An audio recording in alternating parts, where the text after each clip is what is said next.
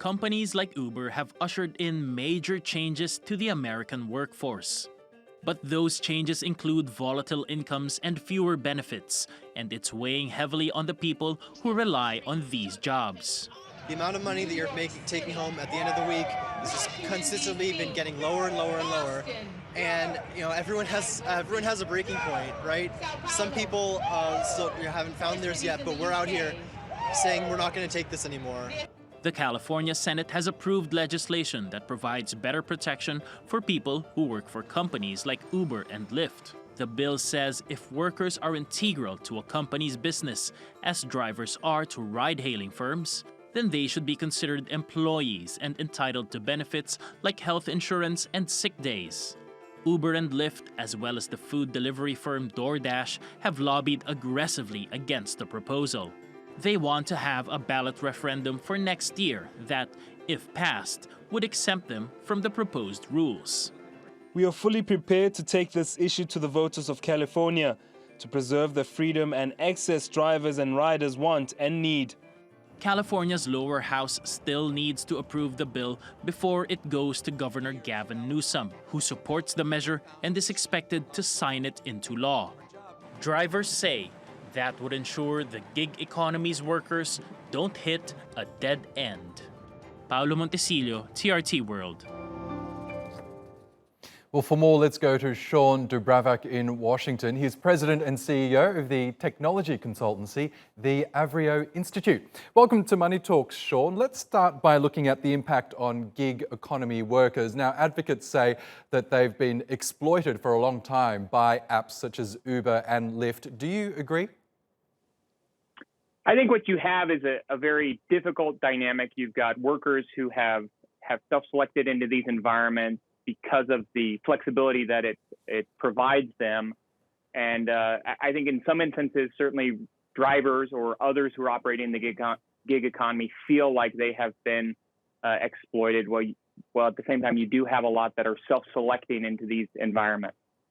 Yes, now let's look at the issue of exploitation versus flexibility. This is what companies like Lyft are arguing, that this law would take away this flexibility that some of its drivers really look for. I mean, how widespread is that among the drivers themselves, do you think?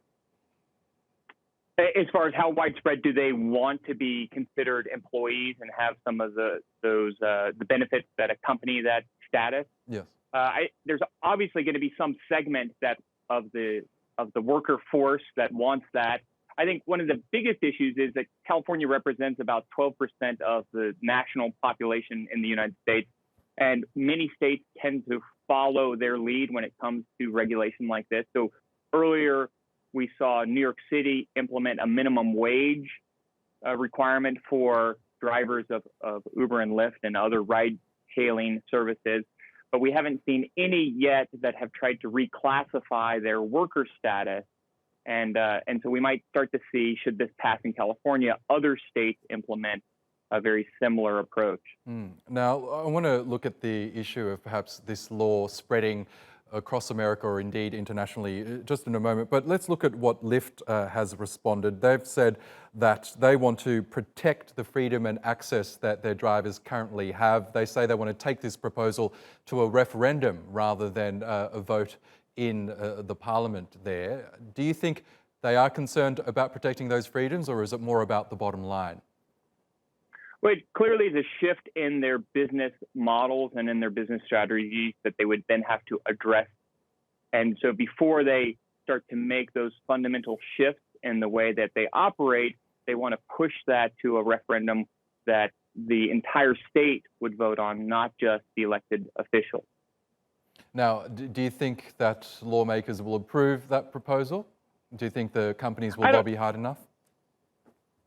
It's tough to tell right now. Certainly, we are in historic areas. We haven't seen this type of labor bills passed yet. So these are historic times, and we're still waiting to see how some of these things will materialize, and ultimately how it will impact the organizations that will be impacted by these type of changes.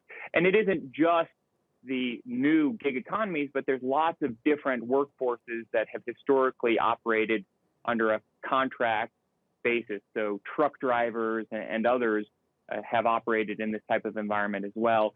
They will likely be impacted. So it remains to be seen how widespread this will be felt. Yes, and do you get the sense that other states across America are looking to implement a similar law? I think other states have looked at how they address the growth of the gig economy, how they protect the individual while ensuring that they have the benefits they deserve, and also being able to maintain the lifestyle that they wish to maintain. So, as I noted, you've seen New York implement a minimum wage for drivers that are using these type of services, Uber, Lyft, and others. I think that other states are looking hard at this issue. They might follow in a very similar way the approach that California has taken, or they might look to implement their own laws. At the end of the day, what you don't want to see is a patchwork of state regulations.